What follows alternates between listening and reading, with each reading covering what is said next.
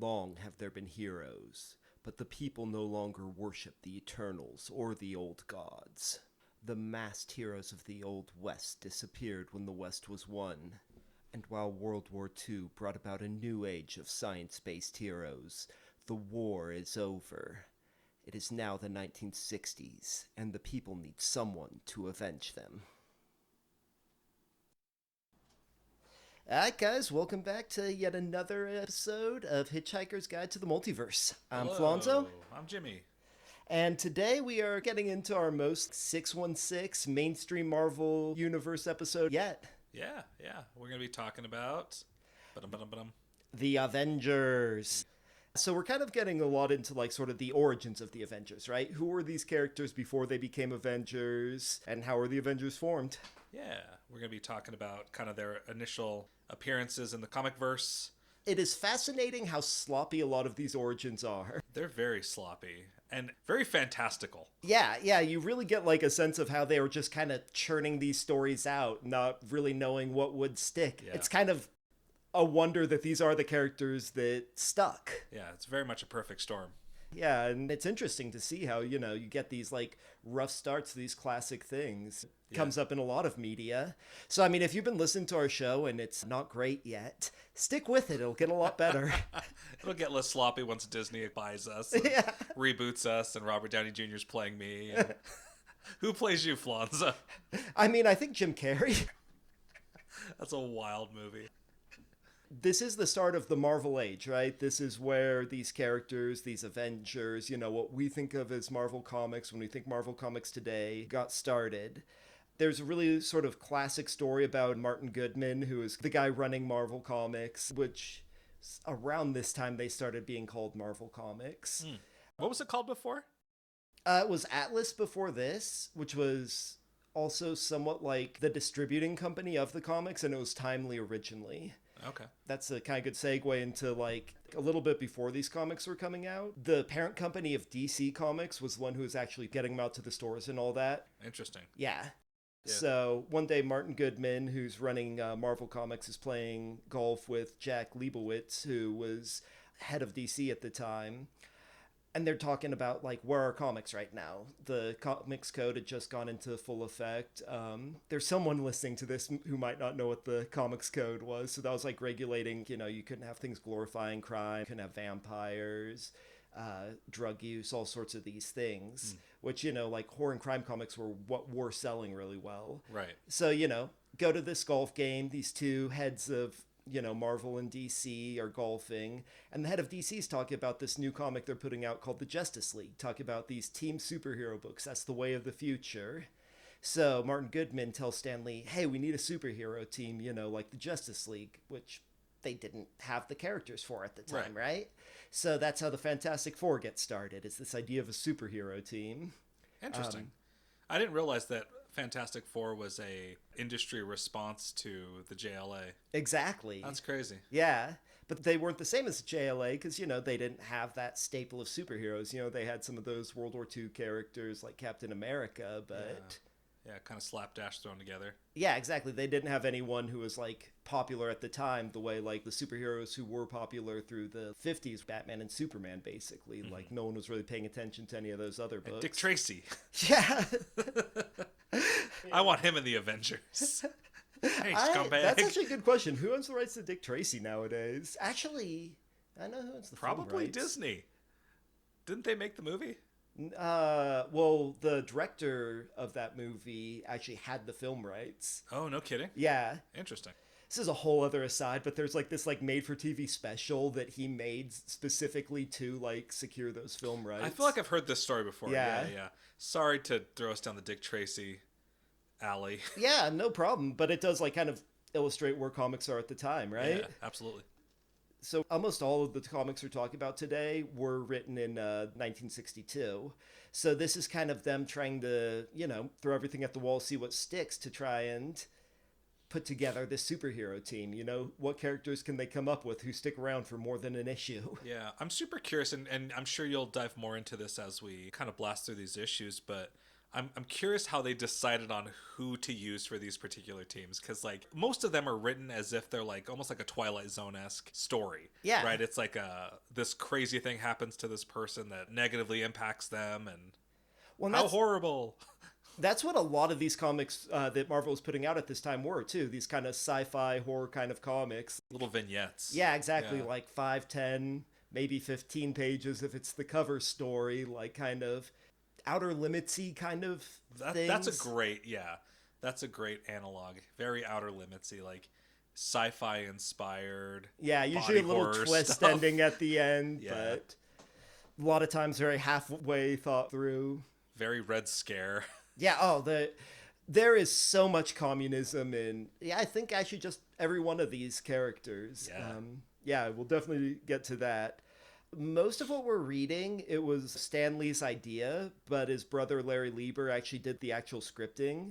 So I might be a little off on the details, but it seems like Stan Lee would talk to Jack Kirby, and in one case Don Heck, and then he'd draw out the story, and then his brother Larry Lieber, we talked about him a little bit in other episodes, I believe. We have, yeah. Yeah. So Stan Lee's brother Larry Lieber also worked at Marvel. He was the one actually writing these scripts, and I think there is definitely a big difference in the quality when you have Stan Lee actually writing the script and how well that goes with Jack Kirby's art versus his brother. Yeah. Oh, yeah. See, I didn't know that, but that makes a lot of great sense. So yeah, I guess we'll just sort of dive into sort of chronologically the beginning of the Avengers. This is actually a flashback that occurs in Tales to Astonish number 44, which, we'll kind of get into the origin of the Ant-Man, Hank Pym. Henry Pym. Henry Hank Pym. It's so funny because like they use like their lord names in these. It's like Henry Pym, Anthony Stark, Yeah. Bruceiah Banner. No, that's a joke. So we start out with a younger, but not as young as the Wasp, Henry Pym. Damn, Florence. We will get into... Yeah, this is a weird issue. Yeah. So we have Henry Pym thinking about his first wife, whose name was Maria, and she was a Hungarian immigrant. They got married, and for some reason, even though Maria had been a political prisoner in Hungary, they decided to take their honeymoon there, which just sounds like a terrible idea. Yeah. Like, go to Canada. Yeah, Canada's lovely. Especially if you've not been a political prisoner there. And I mean, yeah, this is legitimately the first panel we're talking about, and we've already got like references to, the Cold War and what was going on. During the Cold War, Hungary, it was a communist dictatorship. And there was a sort of secret police that kind of ruled through terror until there was a 1956 revolution that was put down by the USSR. But the communist dictatorship remained in power, even if they didn't still have that secret police force. Yeah. So, sometime around that is when this would be taking place.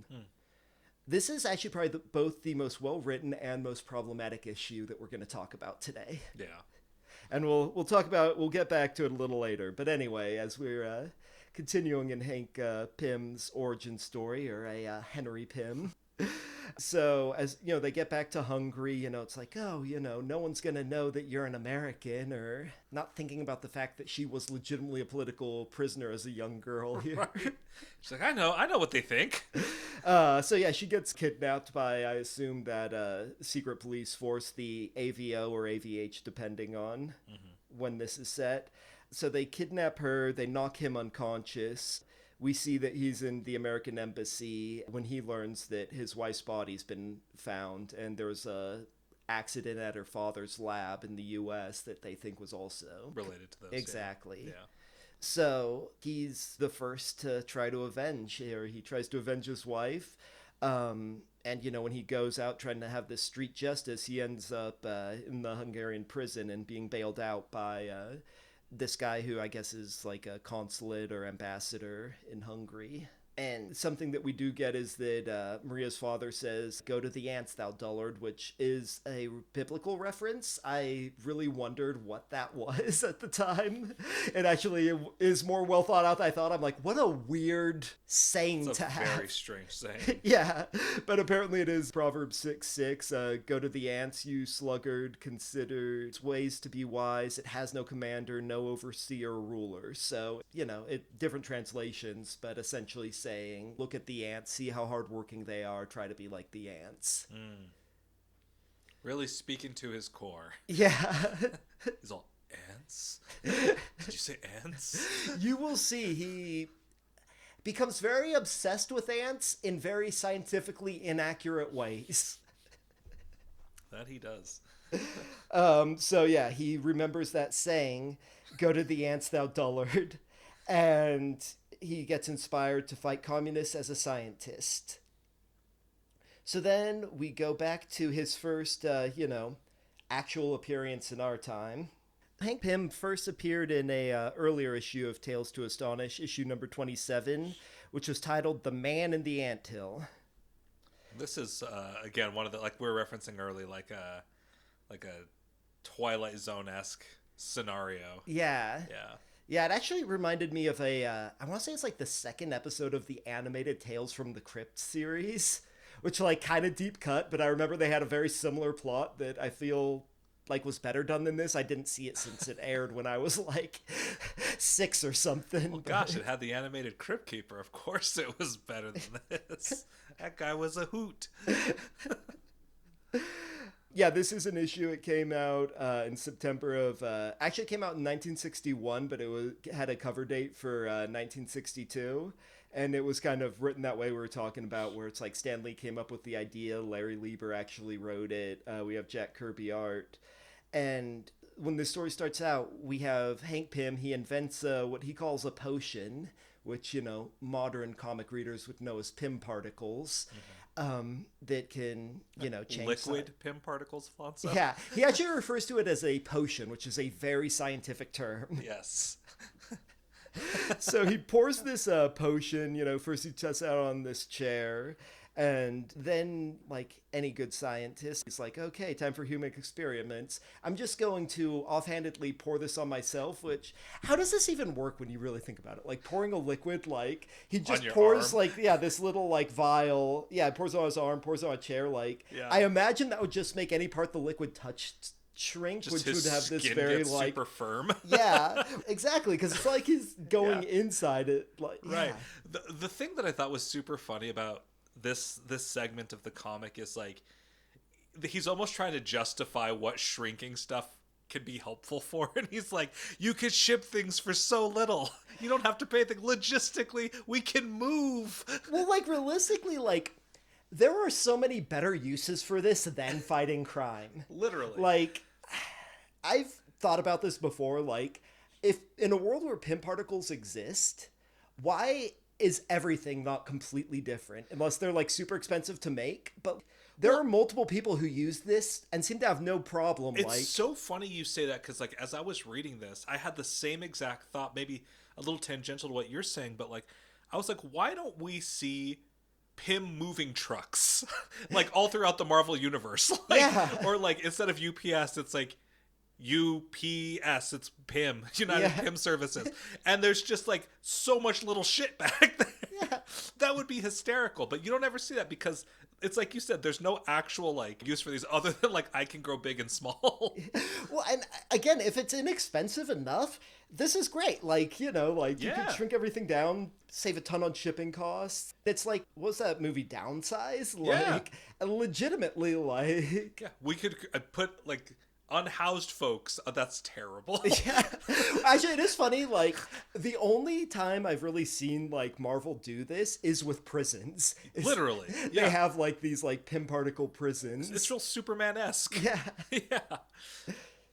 So yeah, he has this genius invention that he offhandedly just pours on himself, leaving the growing potion on a table. That was the dumbest thing, the most frustrating thing. He's like, whoa, cool, it shrunk the chair. Better pour it on myself and leave the growing serum far out of reach. Right? Like, how much thought did he put into creating this thing? And then just haphazardly, well, pour it on myself now. Oh, I should have put that on the ground. Oh shit, I didn't think this through at all. It's like a worse version of Honey, I Shrunk the Kids. Yeah. Because, like, at least that was a mistake, right?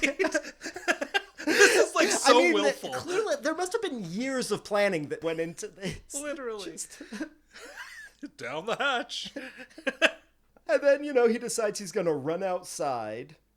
Again, it's like the second worst decision you can make. You're like, okay, I'm already so out of my element. Might as well leave my home, jump down this giant stair that's probably like 12 feet tall. Yeah, so he can't go back inside where, like, yeah, a million better reasons to be inside than outside. Yeah. Especially, like, your own lab or home. It's so silly. So then a bunch of ants see him, decide to attack him, and even better idea, ants are attacking me. Where does he decide to go? Into the anthill. Perfect hiding spot from ants. Also, honey? Yeah, he falls into a giant vat of honey. And, like, I did a decent amount of research trying to, to justify any element of this. Turns out, what ants produce is more like milk for their young, and there is a... is that royal jelly, or is that still a bee thing? Yeah, that is a bee thing. Okay. Ants definitely don't produce honey outside of an Australian ant that has a bunch, like, honey sacs in, like, sort of their, like, rear section. Well, that's not how this is working. Obviously, these are Australian honey ants. Yeah. So. And... yeah, in some ways the science gets better as this character goes forward, but ants producing honey continues to be a thing with this character. It's true. Ants don't make honey. So yeah, he's actually saved by another ant, which we'll talk about this as well. So another ant saves him, and then he sees a match that's just sticking out of the ground. That's a torch, Flonzo. So the ants can see, obviously.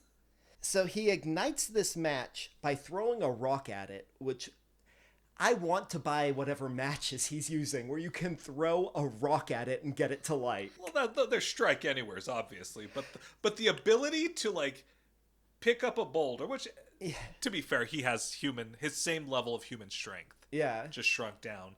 But, like, to hit it at such an angle to strike right? it is kind of... and not knock even it over. strike anywhere matches? Yeah. Like, I have used those on those little strips that it comes with, and them not having lit. Literally. Yeah. Not just throwing some random rock that, like, maybe it's flint. Let's say he found a little hunk of flint and threw it at a strike anywhere match.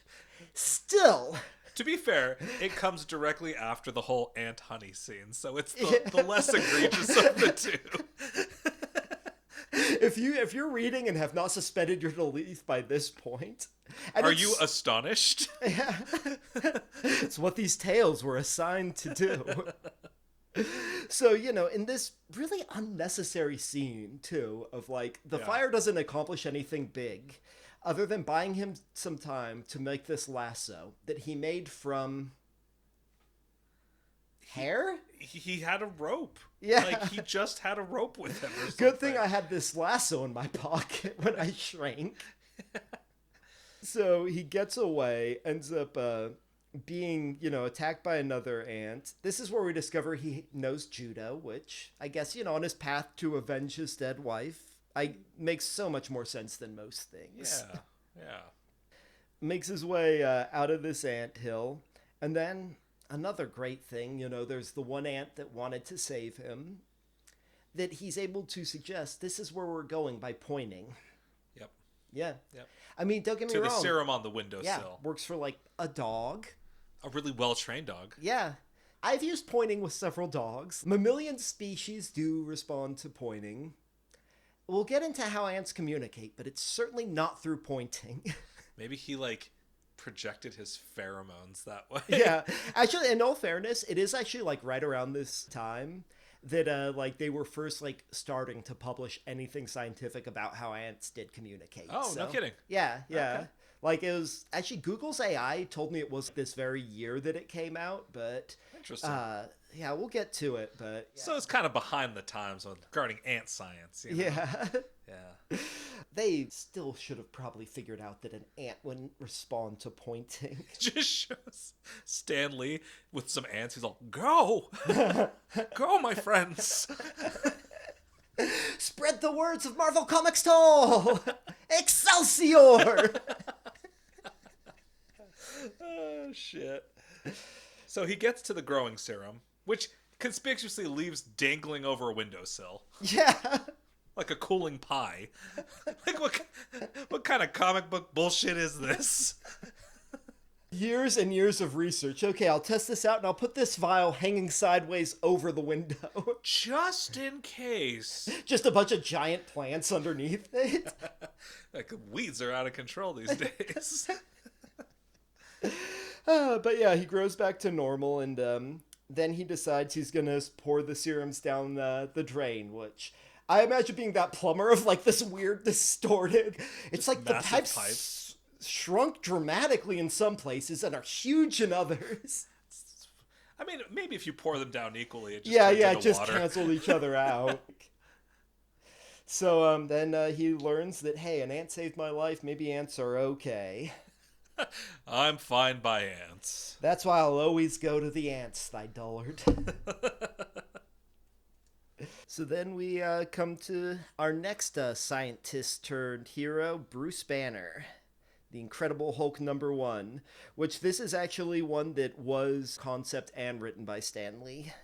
So we start out, we got Bruce Banner working on this new gamma bomb when Thunderbolt Ross shows up with his daughter, Betty Brant. And so they're getting ready to test out this new gamma bomb when they realize that a teenager named Rick Jones had just kind of driven onto the test site on a dare.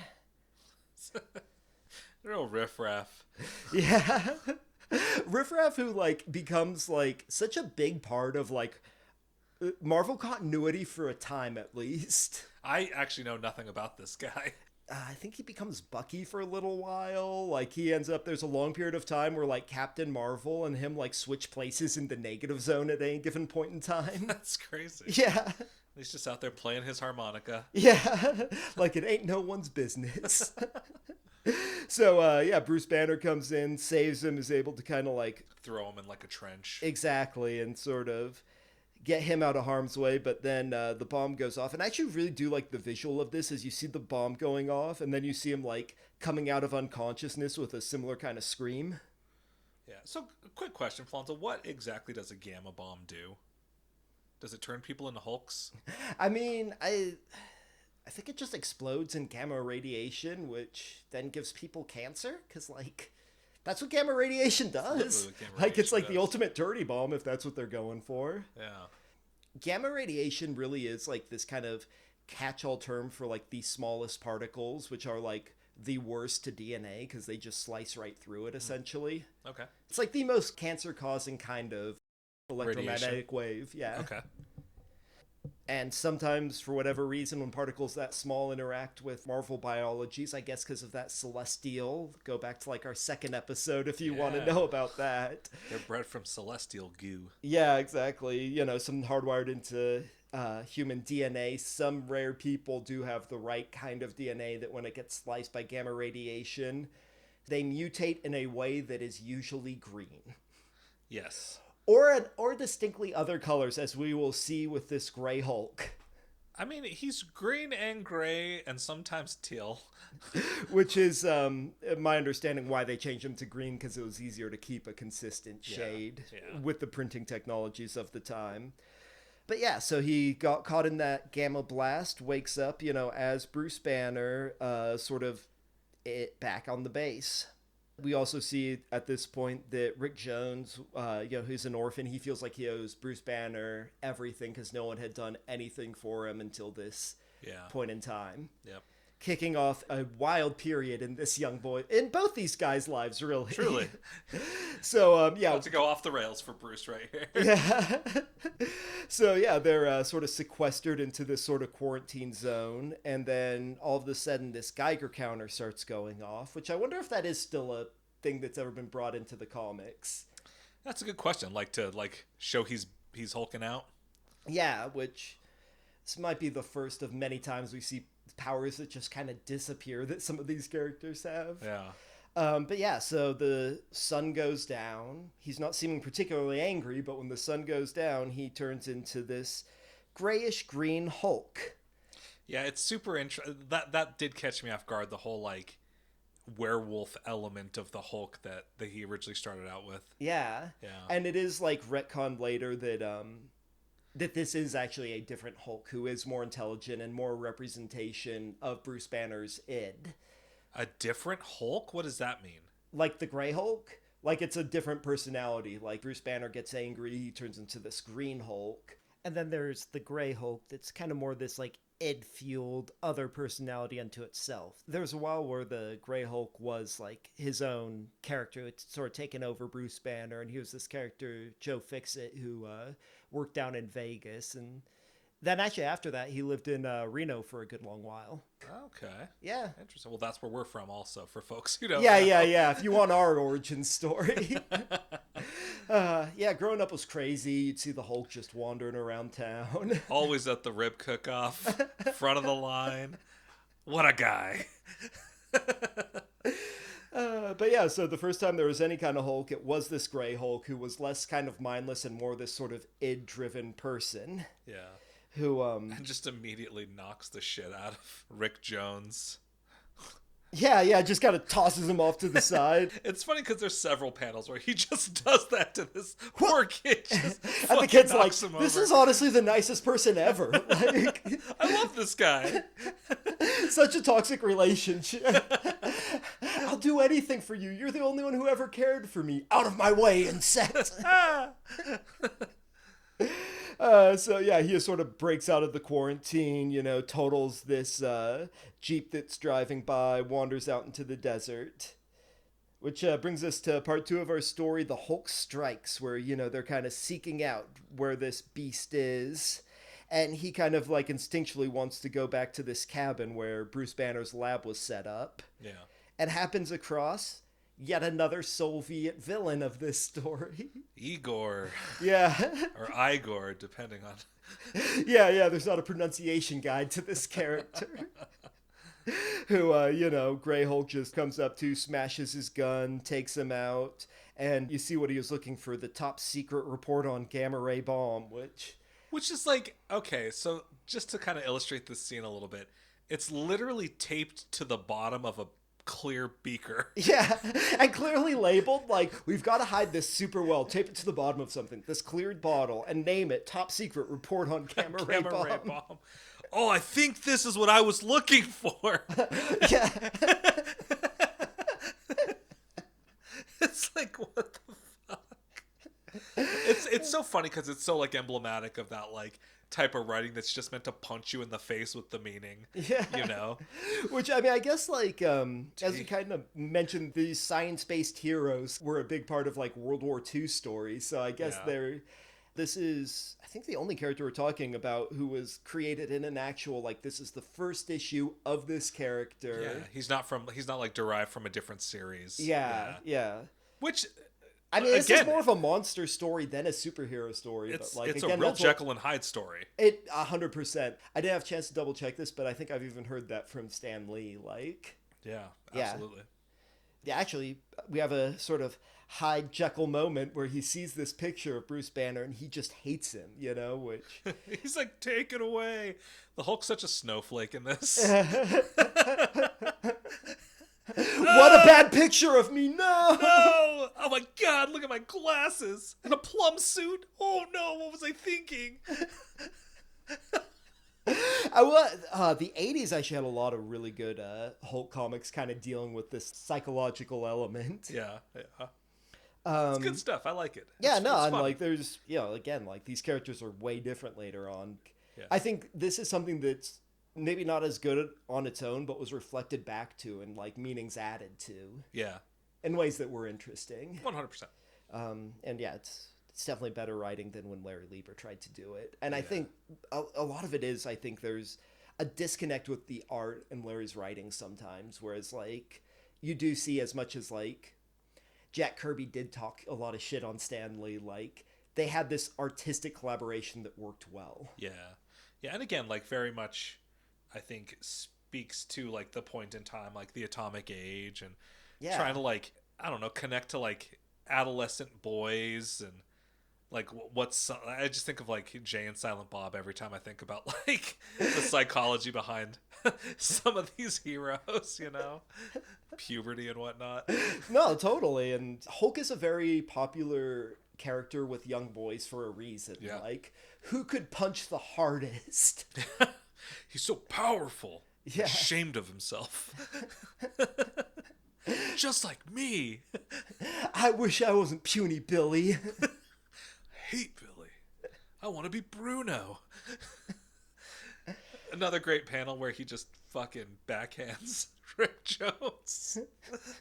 Or whatever his name is. I feel like no, it is Rick Jones. It is Rick Jones, okay. We get to part 3, it's the next day, and the army, you know, these military guys, they're just thinking, oh, clearly, you know, this monster people are seeing was in league with that spy. Mm-hmm. And it is kind of interesting, like, hearing their accounts. Like, they're like, oh, it's like this ape. No, he was more like this bear in human clothes. Like, bear in tattered clothes. Which is an interesting, like, you know, kind of take on the way these, like, kind of urban legends get started, but almost in reverse. Like, I was almost hoping you'd have some random fact that, like, a bear in tattered clothes was like a Spider-Man villain or something. Well, He's just so cool looking. There was that time in 1984 when the bear and... No, I got nothing other than just interesting things about, you know, how people see things at night. And, yeah. And then, you know, we have this brief kind of conversation between Banner, Betty Brant, and Rick Jones. And then, you know, he kind of looks out, sees that, you know, it's getting later, and it's like, oh no, what happens when the sun goes down today? Da-dun-dun-dun. And then we get our Enter the Gargoyle section. Oh boy. This guy's fun. This guy's interesting. So it turns out that Igor, that spy, had like a communication device built into his thumbnail that he was able to, you know, send word behind the Iron Curtain, some kind of unknown communist country, where we see that everyone's reporting to this guy named the Gargoyle, who's just gargoyle-ish. Yeah, it's very much this kind of problematic stereotype of, you know, someone who's deformed being a villain, but also somehow able to gain all this power within ex-communist country. Right. And then, you know, he decides, oh, I'm gonna go find this creature. Yeah, this Hulk. Yeah. Who decides he's going to come into the country on a rocket. Yes. Which, like... a intercontinental ballistic missile shot from a submarine. Yeah, that has, like, a capsule with him in inside it. And so, you know, we see that, like, as a missile, it's intercepted by the U.S. missile system. And, like, this is what starts World War III. Because you're curious? And you're the gargoyle? Yeah. He's like, I don't care. I gotta go find him. That's what I assume he sounds like. Yeah, it's a given. So yeah, he shows up, you know, in the desert where we see, you know, I'm guessing like to get away from the base so he can't do destruction. He decides he's gonna drive off as the sun's going down, and he ends up hulking out. Yep. We see him kind of wander off into the desert as the gargoyle sees him. And meanwhile, Betty's just kind of off in her thoughts, and her dad decides, hey, what you need is a walk while this monster's been sighted on the loose. Like, you know this bomb range? Go take a walk. Very much the age of, you know, free range raising your kids. That's right. Hope there's no gargoyles out tonight. And yeah, she encounters the Hulk and ends up passing out of fright as the gargoyle comes up to him. Very Frankenstein coded. Yeah, just like in his design. I totally see that. Yeah. Very much that, what was his face? Boris Karloff. Yeah. So, yeah, he squares off, you know, he shoots him with like this hypnotizing gun, which... Something that is, I think we might have even brought up on this podcast before, but it cracks me up how, like, people never are able to shoot a superhero unless it's a non-lethal method. Yeah. Like a mind control gun hits him every time. A bullet never hits. Never lands. It straight shoots both of them. Yeah, he controls their mind, takes them off, back behind the Iron Curtain, and, night end, he turns back to Bruce Banner. And we get that the gargoyle is upset because he's got, like, this deformity that causes him to, look this bizarre way. That is probably what it would actually look like if you tried to use a liquid enlarging or shrinking serum. Just kind of disproportionately like, applied. I feel like, yeah, the way that Hank Pym was using that serum, this is what he would look like afterwards. Absolutely. A really bad allergic reaction. Yeah. Anyway, regardless, this was a, natural genetic thing for him. But Bruce Banner, being the expert on radiation that he is, knows how to fix this using radiation, like, I guess. Reverse radiation? Well, because it wasn't radiation that made him that way, right? I think this I don't think it says. Yeah, I just assumed that, like, the way it was laid out, I read it as this was just his genetic, like... Yeah. Default genetic settings, so he kind of does this radiation CRISPR therapy. It just goes back to a normal bald guy. Yeah, who was happy to send them back in exchange even if he is executed, because that's his attitude towards his it's disability, I guess I'd call it. But yeah. He's just like, I want to look good like you. Tinder disability. Fair. So yeah, then they fly back to the US and the Hulk continues. Speaking of continuing, we then come to the continuing adventures of Henry Pym, aka the Ant-Man. And this is the issue where he actually becomes the Ant-Man. So we start with like a little like, rehashing of what we already talked about earlier, his adventures in the anthill and how he kind of got rid of the serum, but then decided, hey, this is too valuable for mankind. I need to make it. And then we start to see, him becoming obsessed with the ants. Starting off as something that is kind of scientifically accurate, that they can lift at least up to things 50 size their weight. Then it gets a little less so when he's like looking at the ants, saying that, you have the females and the rest are males, which isn't true. Like, it's way more like each type of ant is its own sex, right? Like, you can't have like the worker sex, the soldier sex, the queen sex, the drones. Yeah. Really, if you were to like do like the sexes of ants and compare them to humans, and I think it's considered this way largely because like the closest to default is like to have a female sex. Really, the drones are the only ones who are actually male in a colony. And you'd think someone this obsessed with ants would know that. I don't know that he's super obsessed with ants. I mean, I think ever since his initial outing where he torched the colony and then befriended them and maybe he's into it at that point. But, no, I think this is. But remember, recent... ant science was not up to date back then. That is very, very true. Which, kind of brings us to his like next big thing is the designing of this electromagnetic helmet to communicate with ants. Which it was really around this time that what was his name? E.O. Wilson was really making the breakthroughs with how ants are using pheromones to communicate. Mm-hmm. And it really wasn't until like the 80s that like we really had down like what the pheromones did exactly and how they were using them to communicate. So I'll definitely excuse the comic, even though this is scientifically inaccurate. It was like unproven cutting edge science. Right. So I'll forgive this bit of the helmet. It's a lot better an explanation than the honey.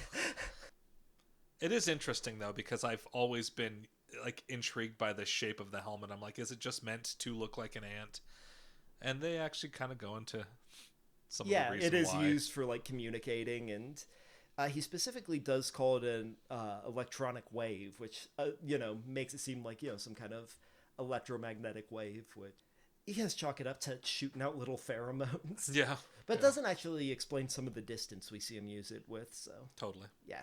So anyway, we do see what he's currently working on during his day job is trying to find a gas that cures radiation. I guess maybe, an extension of maybe even that same gamma bomb. I was going to say, he might be trying to clean up Bruce Banner. Yeah. we'll actually see the first meeting of the two when the Avengers finally do assemble. But so they're working on that, and suddenly a bunch of more Soviet spies bust in. Yeah. And Pym, he's the only one who knows every piece of the formula for this gas, because, I mean, at this point, he is really a wonder scientist, like an expert on shrinking formulas and growing formulas. Yeah, and electromagnetic waves to communicate with ants and how to cure radiation. So, yeah, he's the only one who knows the entirety of the formula. They sort of keep him, in prison until he tells them what the formula is. So he decides this is the time he will unveil the mighty Ant-Man. Yep. So he shrinks himself down, and he creates this little launching apparatus using an ashtray and a rubber band, which another sign of the times that, like, of course, within this sort of office living space, gonna have an ashtray. You got to. He was clearly smoking those late nights away, figuring out how to shrink himself. Yeah. He's all, to be diminutive. Yeah. What if I could shrink just as the cigarette does as I smoke it? What if I shrunk and kept the cigarette the same size? Oh, that's some good nicotine. I mean, what they don't show is his idea for the shrinking formula first came about when he was buying his cigarettes and saw the Virginia Slims. I could fit those. What if I could be small enough to make that a satisfying cigarette? Anyway, so he launches himself out the window and goes back to his old stomping grounds of an anthill. Yep. So then we get to the Army of the Ants. He uses his new powers as we get this sort of breakdown of how things work. The cybernetic helmet. And we find, he discovers that he has just as much strength as he does as a full-sized, human, when he can just toss this soldier who wasn't susceptible to the helmet for some reason. Yeah, I love that he goes in there. He's like, oh, I'm going to talk to him, and just starts whooping their asses. Yeah. Which, I don't know. I have never liked people with shrinking powers having their, full-size strength.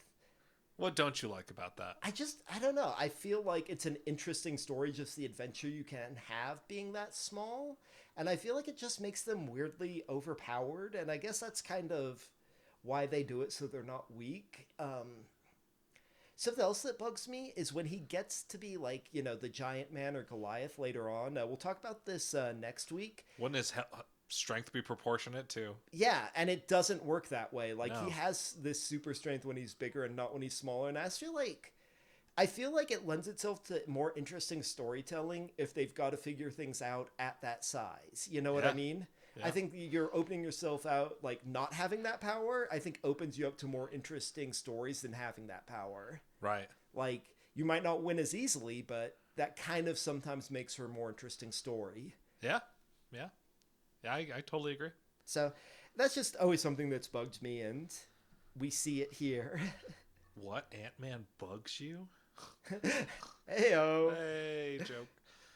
And then, we see him, he fights off another ant with his, They talk about how his, suit has, this, nano this mesh. And actually, this is also the first mention of unstable molecules being used in a superhero costume, which does ongoingly become a thing with Marvel characters.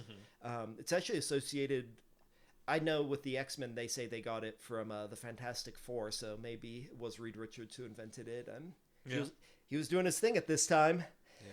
But anyway, he also beats a beetle by using his strength to dig a hole and burying it. And again, though, strength and speed are two different things. Yeah. He digs this hole as if he's just a mole man all of a sudden. One of it, it's just crazy. He's moving his ants, or his ants. He's moving his arms. My ants! Ant-Man with the power of ant hands. Getting up to antics. Oh. Yeah, but he digs this hole crazy fast. And again, kind of to your point, it's just bizarre. Just because you can shrink down does not mean you have the fucking abilities of an ant. Yeah, I genuinely did not care. About this whole section where he's with the ants. Yeah. I don't know. There's other things that were interesting just from the, hey, this is happening kind of standpoint, but Yeah. yeah. Anyway, so he goes in. The scientists, the other scientists were all tied up. He and the ants free them. The ants attack the spies. They use their honey to gum up the guns, which ants are related to bees. Ants are not bees. They're also related to praying mantises. Do they have lightning reflexes? Yeah, the whole thing's very goofy. Yeah. But yeah, so without their guns and with the spies being weakened by ant bites, the other scientists are able to take him out no problem. He makes himself big, and then he has become a superhero. And I guess really kind of the first Avenger who's really a more traditional superhero, because, the Hulk isn't really a hero. This brings us to another kind of non-traditional superhero, Thor. Mm-hmm. So Thor is first introduced in Journey into Mystery number 83, and Journey into Mystery, it's kind of another one of those Twilight Zone-y sort of comics. And this is kind of a Twilight Zone-y kind of story in its own way, because it is sort of dealing with these rocky aliens. Stone men from Saturn. Yeah. Yeah, we'll talk about this kind of in the future. The better Thor stories start coming in when you get like less superhero-y takes on the character and more like the actual myths. Yeah. So yeah, be looking out for that one, because we'll get a little more into even like this origin story a little bit. But yeah, this starts out, we have mild-mannered Donald Blake, who is Thor made by Odin to think he's Donald Blake at this point, and sort of lured here by Odin to this vacation out in Norway. So, he's a mild-mannered doctor. He has a limp, so he needs a cane. Right around the time he shows up, admiring this view, as soon as he looks away, spaceship comes with these, like, Moai statue-looking guys. Yeah. Question, are these what that character from the movie Korg is based on? Yes, and I actually did not know that until I was looking things up. And okay. in fact, one of these guys is Korg. Because these stone guys are from Planet Hulk as well. Like, you see them in that comic. Yeah. Okay. And like actually that character Korg is supposed to be one of these specific, like the leader of this mission. Really? Yeah. Interesting. Yeah. Okay. So yeah, these guys show up. They come out in much more than in the movie. They have this kind of like Moai statue look, which, is kind of a problematic idea that a lot of people are like, oh, the natives of the Easter Islands like couldn't possibly have made these statues. It was aliens. Yeah. From Saturn. And another thing, this is a story by Stan Lee, written by Larry, art by Kirby. It cracks me up because, like, this dialogue is so bad. They show up and immediately start showing off things that they should know they can do. It's like, see how if I jump off this cliff, my stony flesh will make it so I survive? Like, I know I can do that, but did you guys see that? Yeah. That's like, if it was like showing off, see how I can put water on this human skin and it keeps it out of my insides? Unless it's shrinking particles? See how I can bump into this wall and no damage is done? Guys, I can go through the threshold of a door frame. No problem. You're right. So yeah, as they're, showing off to each other that they can do the things they can all do, they're overseen by this local fisherman who then runs back to town and isn't believed by anyone except the local tourist. Yep. So Donald Blake goes out to where he was saying there were these aliens and sees, yeah, sure enough, those are aliens, and then gets spotted by them and took a page out of Hank Pym's book and hid in a cave. Well, I think it's funny because he like trips and loses his cane, and his like first instinct is like, oh, let me just crawl into this cave. Which, in all fairness, it is like more of a hiding spot than, say, going into their spaceship, which is essentially what Pym was doing. Truth. So he goes in there, and it turns out this cave is more of a tunnel, but it's the other end of it is blocked off by these boulders. So, he's sort of lying against the edge of the cave and finds that there's like a secret passage where there's just sort of this stick on this, I guess it'd be a Like broken a tableau. Yeah, like stalagmite. But it looks like it's like this pedestal holding up this stick. Yeah. So he, picks it up and tries just like whacking it against the boulder because using it for leverage wasn't working. And sure enough, that's what he does because he turns into the mighty Thor. And he sees, written on the side of the hammer, the classic, "Whosoever holds this hammer, if he be worthy, shall possess the power of Thor." So, yeah. He's Thor. He's Thor now. Yeah. And as his retcon has always been. So, yeah, then he has no problem just, throwing that boulder off and putting it back into place. And... Whoa, hold on. Much like the aliens from Saturn, takes a couple panels to tell us what he can do. Well, in all fairness, it does seem like this is like Donald Blake suddenly having the powers of Thor. Like he doesn't have his memories of being Thor. Right. He's still Donald point. Blake. Yeah. Because those retcons hadn't happened yet. Not yet. Question, Flonzo, real quick. Did these come before the Tales of Asgard? Oh, yeah. So this was like the first Thor. Yeah. Okay. Well, actually, I'm glad you did bring that up because technically the first Thor came from Venus number 11. Oh, interesting. Which was like, there wasn't this sort of unified Marvel universe yet. That was a comic that was about Venus, like the Roman goddess of love, working at this magazine where, because she was the goddess of love, she made the owner fall in love with her. Dude, that sounds like a great sitcom. Dude, and if they filmed it like The Office with just like quick cuts where they're staring at the camera. Well, so get this, like, the only two employees at this magazine were her and this other woman who was also in love with the boss, who was just like spending all her time trying to take down Venus. Dude, if Disney made a fucking Venus TV show that was just that, I would be so in. I'd be so bought it. Just more stupid Marvel fucking history shows. Give me that, please. I don't care about Daredevil. I want Venus. I want the comedy. I think they were going for like a romance / like superhero thing with that Venus comic.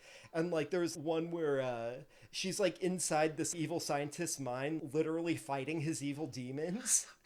And then like brings them to like the realm of the gods where like first appearance of Thor, he's like some redheaded guy who's fighting the inner some demons guy's of will a science. To smoke. I see your adultery is awfully big, sir. Does your wife know? Sorry. No that was worries. So tangential. Yeah, no, I'm actually glad you did bring that up because I did want to mention the actual first appearance of Thor. That's crazy. I did not know that at all. So he puts Mjolnir down for a quick rest. And then finds himself back to Donald Blake, and then he picks up the hammer again. And this is where it's sort of like, how much does he or doesn't he know he's Thor? You know what I mean? I feel like he really doesn't. Because, like, they start giving you the weird rules of, like, oh, if I put this down for more than 60 seconds. Yeah. That's something he naturally finds. And then, maybe he knows the myths. He throws the hammer, it comes back. Yeah. But then there's some very not the myth things where it's like, okay, I tap it twice and a storm arrives. And then if I tap it 3 times, the storm stops. If I tap it once, I turn into Donald Blake. Yeah. Yep. We're not really seeing it yet, but we will see, like, as we go along, these early Thor, like, his hammer can do anything. Anything. Truly.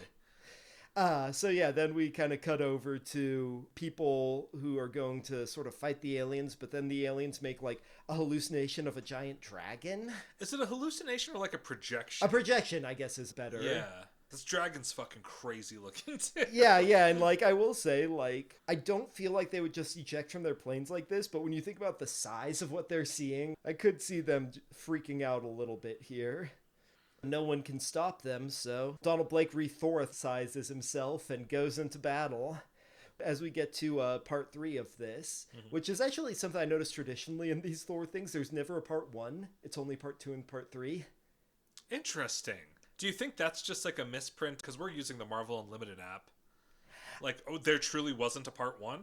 Yeah, because it happens in multiple issues here. It just seems like something that, for whatever reason, it would have been Jack Kirby probably who was doing this. Maybe the letter, but it seems Anyway, just a creative choice he decided to make where he'd do like the introduction of what the whole story was and then have part two, part three labeled. Oh, funny. Probably not intending for it to be noticed.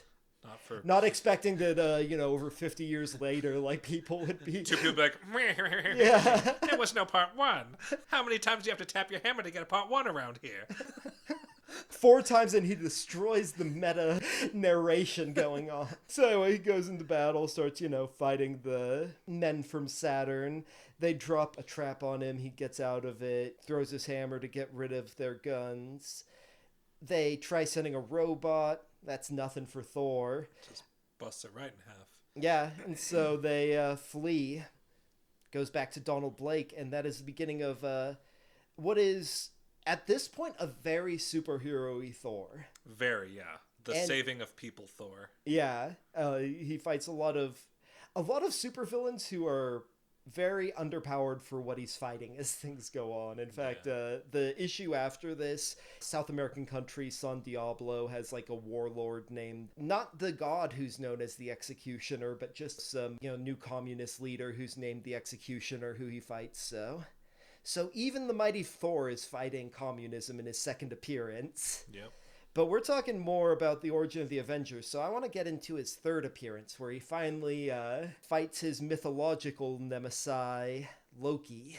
Loki, face to foe. And we get our introduction, Thor the Mighty, trapped by Loki, the god of mischief, with no part one. God damn it, Flonzo, this is part one.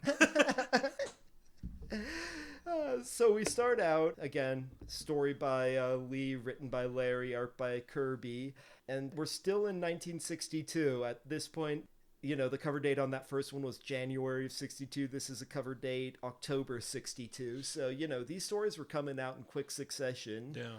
And we start out with Loki trapped in a tree, and he won't be released unless anyone weeps for him, which is a unique kind of justice. Like, yeah, you're here until someone legitimately feels bad for you for being here. Do they have to feel bad for him at that spot, or can they just feel bad for him in general? Just bad in general. Okay. What's the exact wording of it? Until my plight causes someone to shed a tear. Okay. Can he communicate with people? He's like, hey, I'm in the tree. Do you want to know how I got here? Well, he can kind of control the tree a little bit because Heimdall, the guardian of the Bridge of Bifrost, comes by and gets poked in the eye by one of the falling leaves. And so he's able to leave the tree, which he can't have been there that long because there are actually a couple different stories that establish that he was active in the 1950s, including his actual first appearance also in issue of Venus, where he was actually kind of like Venus's arch rival in that comic. Interesting. Yeah, first appeared at a Mardi Gras celebration there, but... That's just so fucking silly. Yeah. I love it. Okay. Yeah, no, that was a legitimately, kind of silly comic. It's so weird, so many things that would be so questionable in today's standards. It's this comic about, a woman with a crush on her boss who is essentially forced to love her because of her superpower. Yeah. Just fucking normalizing workplace romance. Yeah. In weird ways. Yeah. Weird ways all around. It was always this low-key debonair guy, his entire staff is 2 women who love him unconditionally. As he is forced to unconditionally love one of them back. So, yeah, Loki has escaped his arboreal prison. Nicely put.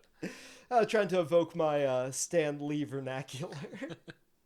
Anyway, he is able to track Thor using, he's show me, where there's Uru metal on Earth, and it is in the hands of Thor as he's showing off at a children's hospital with some telekinetic powers. So look, children, I can lift a bed.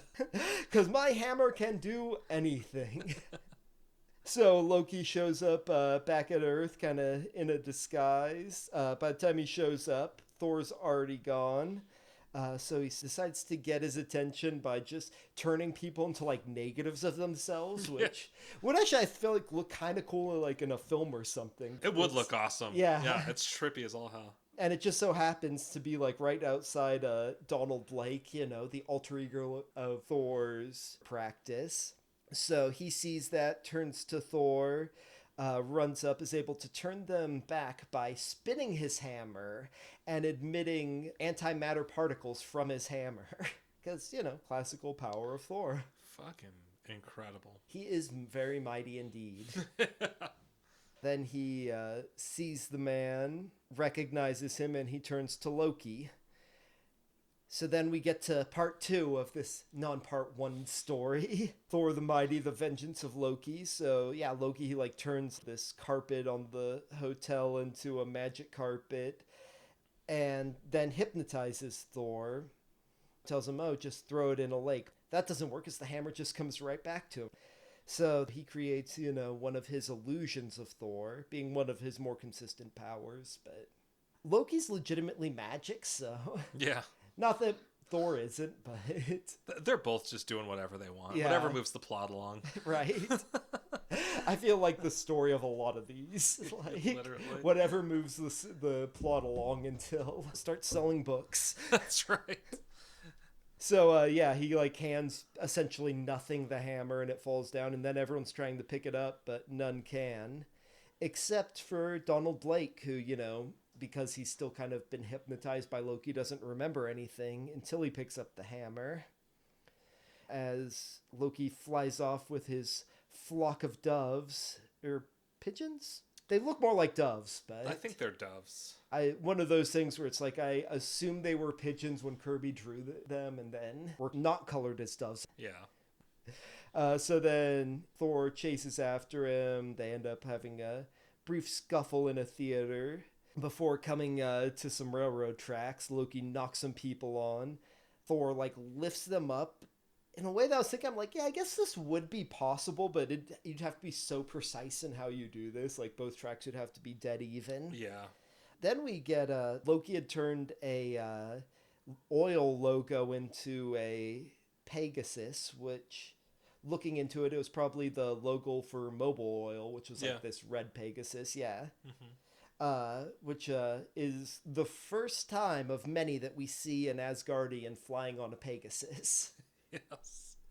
And then he ends up getting knocked into the water where he can't use his powers, which was so out of nowhere. I thought might have been an Old Norse myth thing. It's not only is it not a Norse myth thing, but it is never brought up again in the comics.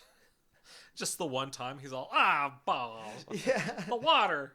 And there's I read a comic resource article that talked about how there are actually times he has distinctly used his power underwater. So that's hilarious. Yeah.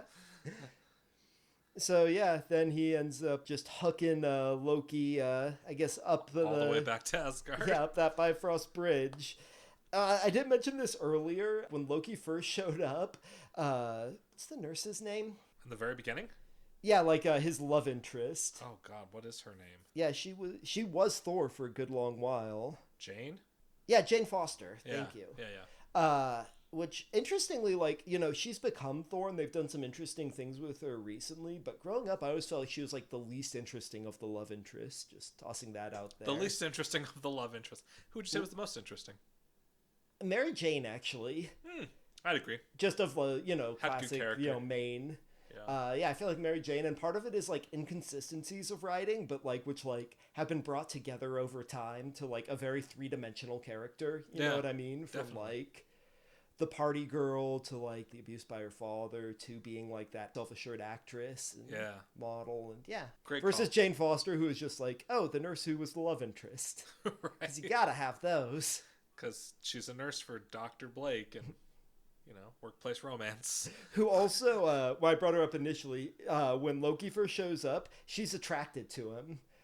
And then, this last panel, she's talking about, oh, how romantic it is seeing these two Asgardian hotties. That's funny.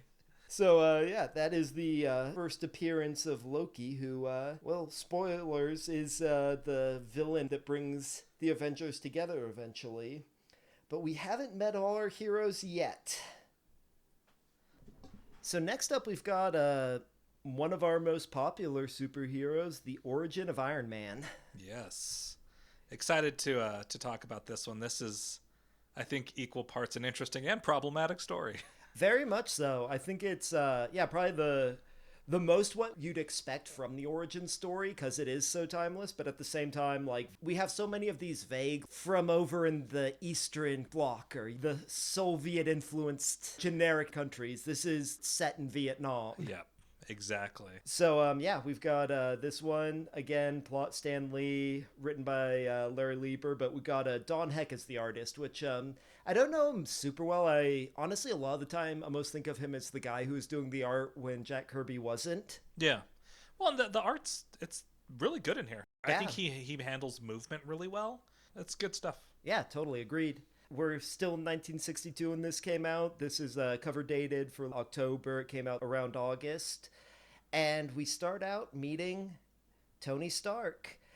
We see him as this sort of ladies' man inventor. He's got this high-powered magnet he's showing off to the military for Vietnam. This magnet is such an interesting, like, plot device. Right, yeah. And this is such another good example of one of those, like, powers. Like, you don't think of him having these, like, Magneto powers. Right. He's like, I can, with the flip of a switch, like, crack open a safe door. And then, like, they find the way to, like, weaponize the magnetic field. Yeah. And they say we don't understand magnets. They knew what they were doing. It is interesting, like, the way this, like, borderline understanding of science, you know, like, because we understand electromagnetic waves are so involved in everything. Mm-hmm. But there's this, like, sort of borderline understanding with some of this stuff, like radiation or electromagnetic waves that's just, like... Yeah.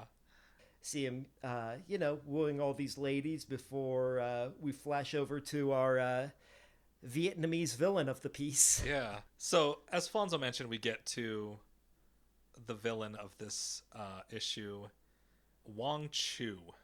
Yeah. That's fun.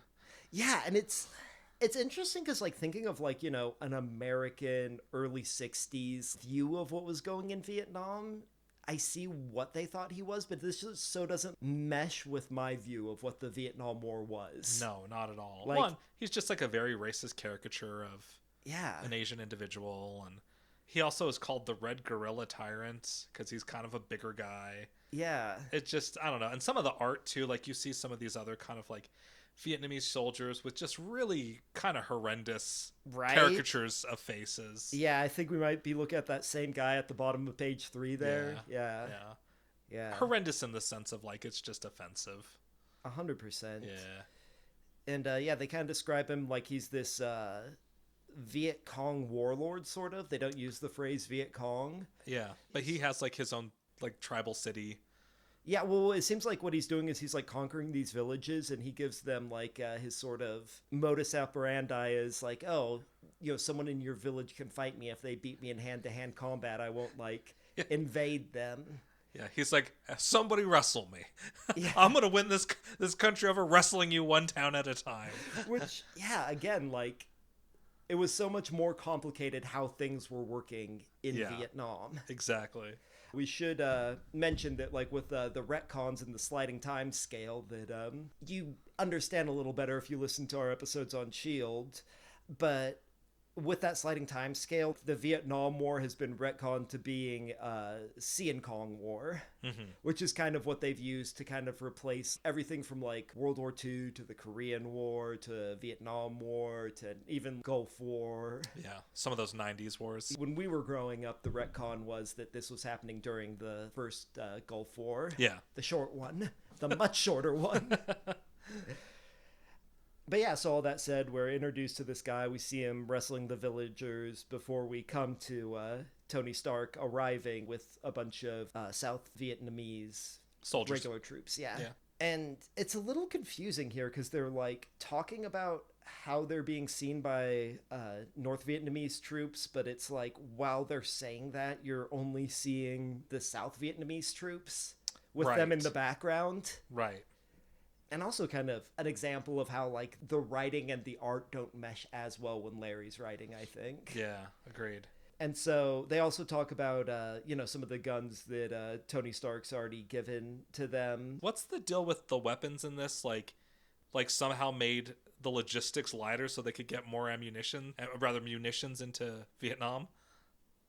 Oh, I think that's a separate weapon that he has developed. Okay. Because if you like kind of look at what they're holding, what he made was like a tiny like mortar cannon. Oh, They can be like it. handheld. Yeah. Got it. Okay. Yeah. I thought his special magnet just made things lighter. No, and that is part of why this art is confusing, because he's talking about that weapon. You see the guys holding that weapon, but it looks like he's talking about them as if they're the North Vietnamese troops. Right. But it's like, oh, we see them without showing what they're seeing until that next panel. Yep. Yeah. As they're walking through, he comes across a tripwire set up by the guerrilla fighters, and it sets off a landmine. So he tripwires. Yeah, he tripwires and wakes up in Wong Chi's custody. And he's very influenced in this comic by Howard Hughes, you know, the real life inventor from our reality. And so he's this famous Playboy inventor. Playboy, yeah. That he's like, oh, we have this great inventor now. He's in our custody. He'll make weapons for us. So as he's, you know, shown this lab, he's aware that he's got this piece of shrapnel that's slowly moving towards his heart, which in these early Iron Man comics is a really big thing. Yeah. He's so much different from, you know, what you'd see at the, like, modern Robert Downey Jr. Yeah. Smooth talking. It was a very, like, somber, like, oh, Pepper Potts could never love me, for I can die at any moment. Right. And then the comic kept selling, so he never died. Right. But so yeah, he's trying to figure out a way to survive when another scientist named Yinsen is brought to him. Yeah, so just real quick to pause here for a second. I really do feel like this is like pretty compelling storytelling. Yeah. This piece of it, right, where it's like, you know, you're our prisoner, you're on the verge of dying. Like, there's some good stakes. Also, you're this great inventor. Like, create weapons for us, and he's going to double cross them. And then the relationship he has with this other inventor, I think, it's just good stuff. Like, it is good stuff. This is the good part of the comic. For as much as there is like a lot of the racism of the time and like the art especially, yeah. like this is, you know, this great renowned Vietnamese scientist is a major character of this, and a major good character. Yeah. Again, as racist as a lot of this stuff is, and a lot of how misunderstood what was happening in Vietnam at this time was. Mm-hmm. I think this is a good character for, you know, him being this great physicist that Tony Stark's like, oh my God, it's you, it's Yinsen. You're supposed to be dead. Like, you're here. We thought you were. I studied you in college. Exactly. Right. Yeah. So then they're, you know, working on this sort of chess piece that can help save Tony Stark's life, using that magnet to stop that piece of shrapnel from reaching his heart. So then they finally get this giant armor for Tony Stark ready and put together. And right as they're powering it on, some of the Viet Cong forces that are holding them start coming their way.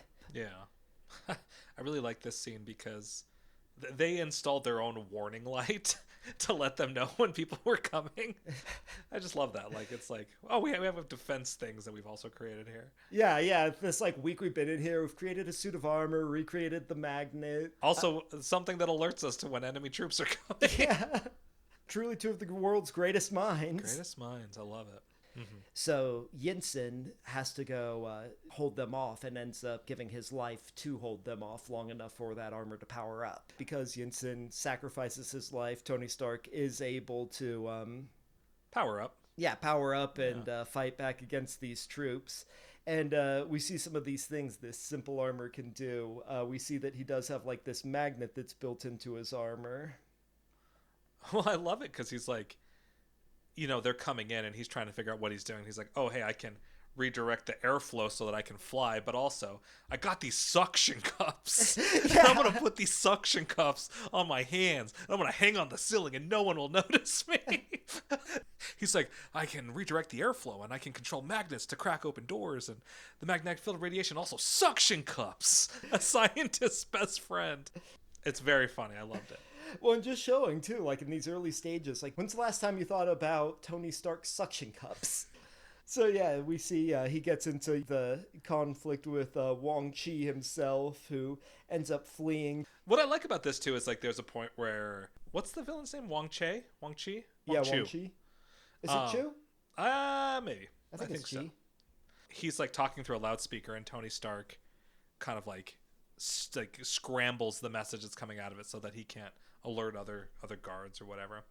All fun features of the suit. Yeah, he tries locking himself in there, but he's got like a little saw built into it. Yeah, just saws through the door. Like, instead of like, I mean, you could burn it, you Yeah, could punch through it, but he's like, better use my saw. I knew I put this in here for a Oh no, my reason. suction cups! How will I ever win? So we see the one last feature as Wang Shi tries getting away, and there's just like a trail of gunpowder leading into the ammo room. No, so he actually shot oil. Oh, I totally missed that. Yes. Oh, yeah, I see that now. So he like figures out the trajectory. He's like, yeah, that'll be perfect. That'll reach the ammo bunker easily, and then shoots his oil, then lights it on fire. Oh, that's way cooler. And yeah, he ends up destroying him, and he wonders, has Yinsen actually been avenged? Bum, bum, bum. So we have yet another Avenger. He's out there. I really love the idea that there would just be like a random gunpowder trail to the ammo depot. Like, yeah, no, that actually would be something that would happen in these comics. Right? Goodness. So what next, Flans? Well, next up, we've got one last Avenger that needs some introduction. So we already know all about the Ant-Man, but what about the Wasp? So for this, we're going back to Tales Astonished, this time issue number 44. And we are officially in 1963 when this comic came out. Okay. So within about a year, formulated this whole Marvel universe around a handful of characters. Right. As the Fantastic Four are also out there exploring the Marvel universe. The original team. Yeah, this is the same issue where we get that original flashback of what had inspired Henry Pym to avenge his dead ex-wife. So he's just kind of thinking about that, staring deeply into his Ant-Man helmet. And he's thinking to himself, I really could use a partner if I'm going to really avenge my wife. And then he goes off and he starts doing some science. And I mean, I think it's very understated how much Hank Pym can do anything science related in this. It's true. He starts looking at wasp DNA and he's like, oh, well, clearly, as long as someone's small, they can have the wings and antenna of a wasp. I know this because of science. Yeah, which is such a weird thing. It is. It is. It's almost like a superpower. Yeah, it's almost like they came up with the power first and tried to explain it afterwards. What? No, they wouldn't do that. So as he's making these crazy scientific breakthroughs, he gets someone at the door, a Vernon Van Dyne, who's older than him, but like a colleague of his. And he also has brought his daughter, Janet Van Dyne, which this is where things get weird. Pym sees her and he's like, oh, it looks just like my wife, but younger. She's not much more than a child. Yeah. Which is very creepy. They end up married. They end up in an abusive married relationship. Knowing that makes this all so deeply weird. Yeah, well, and on top of that, too, just she's a prospective wasp. I could put wings on her. Yeah. She's so young. Which I guess endangering children as sidekicks, it's just par for the course. Very creepy. Yeah, and especially that, oh, it's like my wife, but a child. Yeah. Yeah. Anyway, so Vernon says why he came, not just so his old friend could oogle his daughter, but because he's working on a device to communicate with other planets. And he just kind of wants Hank Pym to look at it. He goes back home. And as he's using his machine, there's a war crime committing alien who picked up on that communication device, and because of his alien physiology is able to ride that wave back to the planet. Mm-hmm. And he finds the scientist. It looks like he just kills him with a swipe, but later they say it's sort of like he died of fright. A fright swipe. Yeah, the old fright swipe. Classic. This creature does have some weird physiology. So, just based on what we know of its physiology, the way it can ride these waves back to Earth, and we see it shapeshift later on. Maybe it's just when it hits things, it makes them die of fright. Yeah. Well, and back to your point about its unique physiology, this actual panel is just like green with some folds. Yeah. It's just very indistinguishable. Like I could not tell you what I'm looking at. Maybe it's maybe it's like scaring him to death. I don't know. Yeah. Kind of getting into like the art. This is Jack Kirby, but this is actually a different writer. Well, it's Stan Lee did do the initial story, but Larry Lieber isn't writing the dialogue. It's someone called H.E. Huntley. From what I could find, it seemed like it was a pen name for another writer who did a lot more like funny animal kind of stuff typically. Funny animal stuff? Yeah, like the cartoon animal. Oh, like, sure. Yeah, sure. yeah. He brought that energy into this. Yeah. It's interesting because like it's so problematic, but I feel like it's engaging in ways some of the other stories weren't. Agreed. Especially the Larry Lieber ones. So anyway, Janet Van Dyne finds her dad's dead body, freaks out, thinks, oh, well, my dad trusted this scientist, and calls. And again, with just this guy being such a creep asshole, she calls saying she found her father dead. And he's like, don't prank call me again. Incomprehensible. Don't call me attractive young child. Yeah. Those Board Society playgirls are all alike. Unreal. Yeah, just like, oh, a girl called to say it. Clearly this is just a prank call about how her father died. You can tell he's going to be a great husband. Oh, yeah, absolutely. Just a fantastic partner. So, yeah, after he does that, then his aunts tell him the same thing, and he's like, highly credible. Yeah. My aunts! And I don't mean my aunt, my aunt! Well, as you might recall from the last appearance of Ant-Man, he did think that worker ants were male-gendered. That's right. So... Real misogynist. Yeah, exactly. So that's the reason. If he realized that genetically they were more similar to female. Right. So, after he hears that, he has this little, like, cannon launcher deal that he launches into a pile of ants to soften his blow, which, yeah, they have exoskeletons. Like, that's not a softening when you're smaller than they are. And your mass is still the same. Yeah, that's just you crushing your ant friends. You just crushed a colony of ants. Yeah. That probably didn't soften the blow. Like, I don't know, maybe drive over there, then shrink down. You fucking asshole.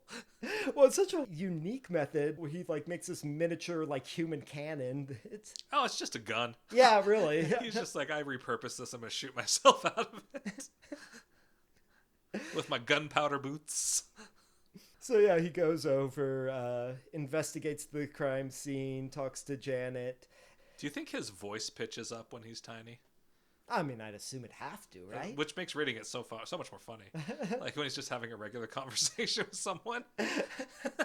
I would try, but I think it would sound ridiculous. Yeah. Next time Ant-Man makes an appearance, we'll guess helium. That's right. But yeah, so he mentions that he's got his FBI connection. He's going to call Lee Kearns, which apparently this is the first of 2 times this character's ever mentioned. Like, I definitely assumed, I'm like, oh, this must be like an established Ant-Man character he goes to. Nope. Just one other appearance after this. So, question, Flonzo. Was this before the concept of S.H.I.E.L.D.? Yes, it would have been. Okay. Yeah. Because you don't hear too much about the FBI and other stories. It's always just kind of S.H.I.E.L.D. Yeah, you do sometimes, but... Occasionally, yeah. Yeah. Maybe that's why he never came back. Maybe he got recruited into S.H.I.E.L.D. That makes sense. So yeah, then he goes off. He talks to his ant witnesses. Learns, okay, there's an alien and he's using formic acid. So the ants recognize it because they use it. So... he goes home at this point. He's had these conversations, then he heads home. Yeah, and then he goes ahead, gets bigger, goes back to his lab. Through the use of growth gas is how he grows. Yeah, to get back to his regular size. Yeah. So he has actually turned the liquid into a gas, which for some reason makes more sense to me. Do other living things around the growth gas grow? Yeah, that's true. So you just like let that out and then everything in the room gets big. It's just massive. Look at that giant pencil. So room like bursts out of the side of the building. Just that part of the walls just hella big. Yeah. There's a lot of logic about these PIM particles. Which I don't think I've ever been described as actual particles. No. For this like all-knowing science. So far, liquid and gas is what we have. Then he talks to Janet as Hank Pym and finds out that she's an Avenger now too, because she needs to avenge her father. And then, that's where he gives the grand reveal. Hey, I'm Ant-Man, and I want a sidekick, so he puts her in this little bodysuit. But so she gets in her power suit. Yeah, and then we sort of cut over, see the alien making his destructive rounds. And then, they go off, get in their new suits, fly over. Janet tells him, oh, I love you. But, he says she's only a child, which would be great if in the next few issues they don't become a couple. Right. So they go in, she almost gets killed, they go back. He makes a anti-formic acid concoction that he loads into some shotgun shells to fight it. And they go back, use this anti-formic acid gun they made to take out the monster. Yeah, this scene's really crazy because it's just like you see the military there with like tanks and soldiers and all this stuff, and he's just like, I'm gonna kill it with a shotgun. Yeah, I mean, and his army of ants. And his army of ants, right? Yeah. They pulled that trigger. As time goes on, yes, Janet will pull the trigger on her relationship with her dad's friend. Yeah, right. So yeah, like I said, I felt like it was engaging writing. I also felt like it's a little this creepy. is the dawn of a Hank Pym I can never root for. Yeah, which I appreciate that in future stories they kind of sustain that he's very unlikable. I agree, and I wish they almost leaned into that more. I feel like there are too many people who tried to redeem him in ways that I don't think work. As a character, he has gone super villain. Right. And in ways that involve spousal abuse. Yeah, the Marvel movies really understood this by making Paul Rudd the more modern day Scott Lang Ant-Man. I think they just wanted to avoid it all. 100%. Yeah. Not really take a stance one way or the other. Truly. So we have a bunch of people who are wanting to avenge out there. They're ready to go. And it's time for them to assemble. They need something to make that happen, though. So we start out with Loki, who's kind of sitting out alone out on this Isle of Silence, it's called, which isn't living up to its name the way you'd expect, because he's sitting on that island just talking to himself. He's having a grand old time monologuing out there. So he's able to use his powers, not to influence things, astral viewing, I guess? Yeah. So he's taking a look at, Donald Blake, Thor's alter ego, as he's going about working as a doctor. And he's like, he's just Donald Blake. That's not worthy of me. Like, I'm not going to mess with him. Yeah, I need Thor to come free me. Yeah, exactly. So then, he's looking for someone he can mess with, and he comes across the Hulk. And so he makes the Hulk think that there's a stick of dynamite on this train track. So Hulk dives on it, destroys the train track, tries to save the train, but, the train, it crumbles as soon as the train goes over, and people are like, oh, the Hulk, he's trying to attack this train. He's rampaging. So then Rick Jones, who, that teenager That cocky little SOB. Yeah. He's back. Oh, he never left. I love this, though, because it talks about him being in this group called the Teen Brigade. Yeah. That are just ham radio enthusiasts. Yeah. Which I was thinking about that this morning. I'm like, that's probably like people being into social media. Like, I feel like ham radio has always been a very niche group of people. You know what I mean? Yeah.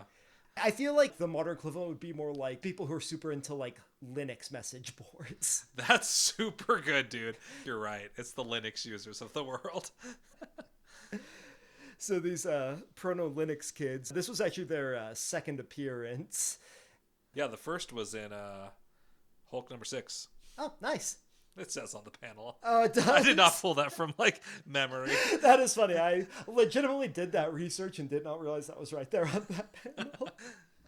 Teen Brigade. So yeah, the Teen Brigade, they send out their message out to the Fantastic Four, but Loki uses his powers to redirect those to a different frequency that's just like a regular radio station. Well, and I love the way that this is visualized, because it's these, like, lines, like, transmitting through the air, and then there's these little tornadoes that mix them up and send them to other places. It's delightful. Delightfully silly. Yeah, I mean, as much as I can see radio waves. Yeah, a tornado would mess him up. So he specifically adjusts it to be like the same frequency as a radio station that he knows Donald Blake's listening to. And so he ends up hearing, oh, the Hulk's in trouble. This looks like a job for Thor. Thor's out and takes off. Apparently, Ant-Man and the Wasp were also listening to that very same radio station. And they're like, we're small, we can handle this. Yeah. Get in the gun, babe. Right? And so they are solidly a couple at this point. They've even got their couple double-barrel man cannon. Double barrel man cannon. Yep, that's what it's called. So they shoot themselves off, land on a couple of flying ants to take them the 1,000 or so miles out there. Well, this scene's super interesting because Wasp is like, well, why don't I just fly? Like, I have wings, I could do it. He's like, you idiot. Sweet child wife of mine. You'd be tired by the time you get there. He's so pejorative to her. Yeah, so condescending. This whole issue. I like that they get a divorce. I will put it that way. Yes. Iron Man has also heard this message, and he thought that Hulk was just an urban legend. Like a Wendigo. Yeah. I think Hulk fought Wendigo at one point. Yeah, just he did. A bunch of urban legends. Yeah, that's the first appearance of Wolverine right there. Hey. So yeah, he goes off too. So the Fantastic Four got the message that there was a message and lets the Teen Brigade know. They say, hey, we're busy right now, but from what we see, we got a bunch of people heading your way. We hear you, but it's not that big. We got other things going on. Yeah. I love this too because you see like Ben Grimm like moving stuff around the Baxter building, and I feel like so often like that's the case when you just have him in the background. He's just moving shit. Hey, Muscle, move the engine turbine. Hey, that turbine over there, take a little bit to the left there. I got a phone call to make here. It always messes with the reception. So, you know, as they get that message, Thor comes in behind him, Iron Man shows up. Rather than just getting big, Ant-Man and Wasp stand in front of the, like, projector. The projector. If it was just silhouettes, that would make sense, but it's like a full color image of them popping up. Science, Flonzo. Don't you know how magnets and projectors work? And ants? Well, Pym then took his other potion that made him transparent. So. He took his projection particles.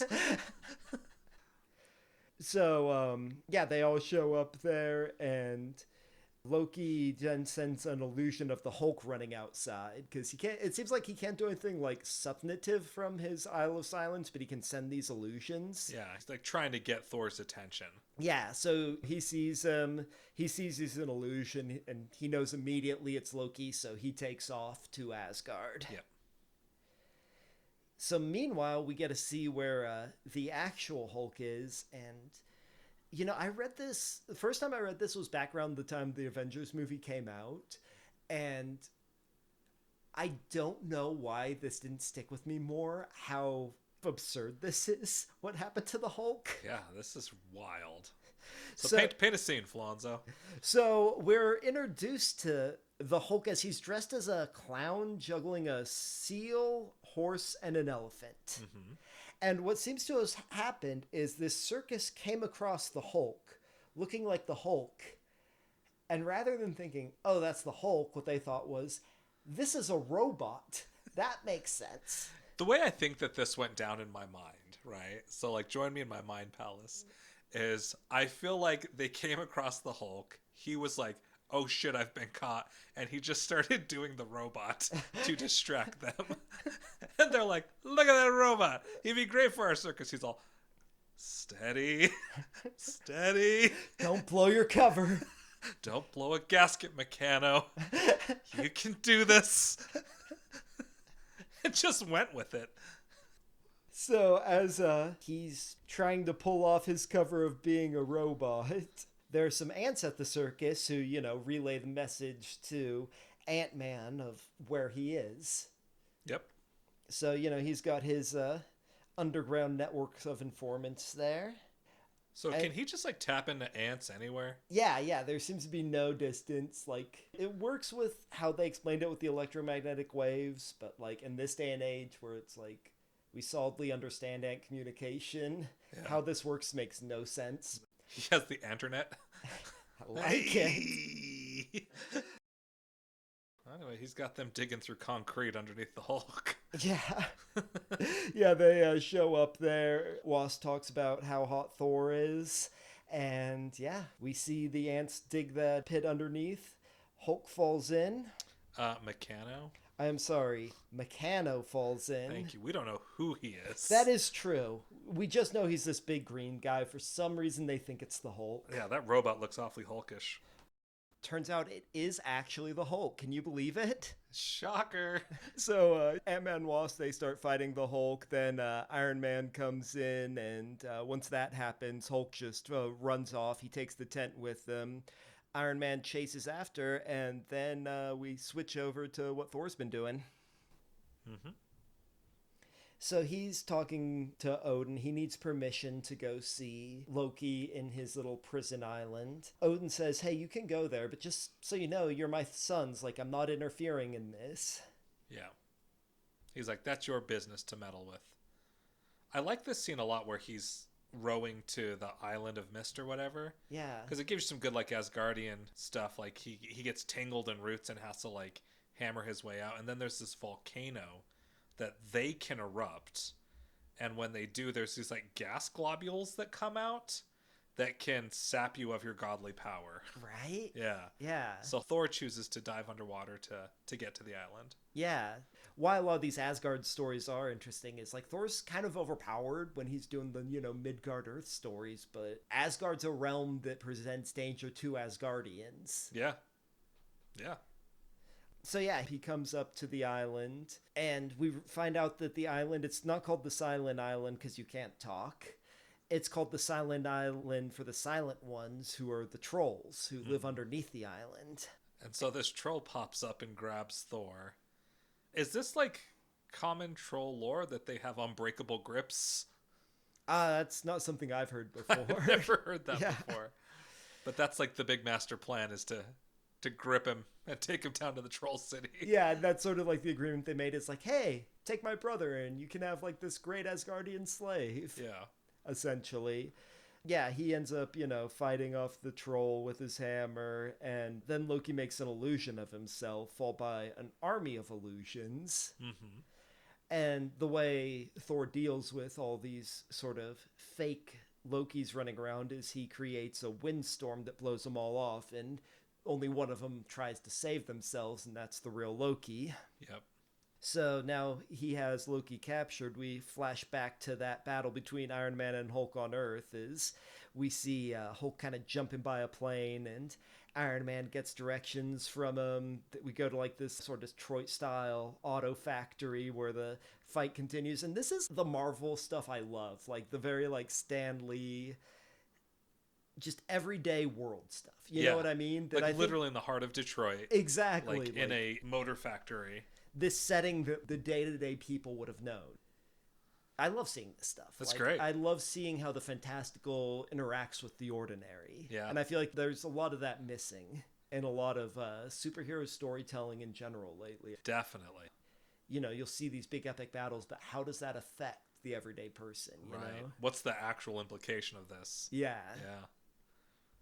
So you see that battle occurring when Thor arrives with Loki. And then we get another one of these very this age science weird things that Loki uses his powers to make himself radioactive. He just starts glowing. Yeah. He's like, all right, my trump card. He's all, ugh! And yeah, there's so much kind of randomness to this. Because he just so happens to be standing on a trapdoor because... ? Because reasons? Yeah. And the trapdoor also happens to be right next to a radioactive proof bunker. Yeah, Ant-Man's just like, okay, as long as he steps on that trapdoor, that's all we needed him to do, but like... Me and the ants, we got to Detroit early. Yeah. Built a bunker. So the ants, they flip the switch to activate the trapdoor. Wasp throws him in this bunker, and Ant-Man and the Wasp say, hey, we were talking and maybe we should all work together. And so the team is formed, the gang's all here, and now they need to come up with a name for themselves. And then Wasp says, yeah, it should be something colorful and dramatic like the Avengers. And then they're like, yeah, perfect, we're the Avengers. Yep. And so that's how the Avengers assembled. By defeating Meccano. Yeah. Yeah, it is so interesting looking at these. So much epicness has come out of these characters over the years. So many great stories. I really like the way you piece together this series of issues to get to the Avengers story, because like they really were just like side tales where they were like, oh hey, this character kind of got more traction. People really like this character, and people like this character from this set of stories, and they're like, well, let's just throw them together, and they created this shared universe with the Fantastic Four. And Yeah. so I agree. It's really fascinating the way it was like piecemealed together in a way that In a works. pretty short period of time, too. Like, Yeah. these characters were all, like, pretty recent addition. And so it's just kind of like, who are these popular characters from the last year? As, Yeah. you know, the Fantastic Four was definitely their best selling book as this is happening. And they had to make a cameo. Right. It's interesting too because in the comics there's like advertisements, and one of the ads was for Howling Commandos, just like as the next big team. They're like, we're Interesting. really selling teams now. Yeah, so there definitely wasn't a Shield. Shield was introduced with Nick Fury in the comic. Yeah, crazy stuff. Yeah, that's been sort of our look at like the humble origins of these epic characters. Yeah, just like disparate sci-fi stories that come together in a unique way. Yeah, Yeah, it's good stuff. and I guess that brings us to if you do end up being out there in the multiverse, just make sure more than one scientist knows a thing. Yeah, Just creates so many issues when only one scientist knows a thing. right. Hank Pym got so preoccupied with dating women who were too young for him and ants that he never ended up using that technology for the good of mankind. Just a man of many interests. Next episode, we're going to see what happens as the Avengers start to continue. And when we start to see other people join the Avengers, Captain America joins. Mm-hmm. And then one day, a guy named Wonder Man joins. Ooh, Yeah. excited to hear more about that. Same here. Stay tuned. Bye.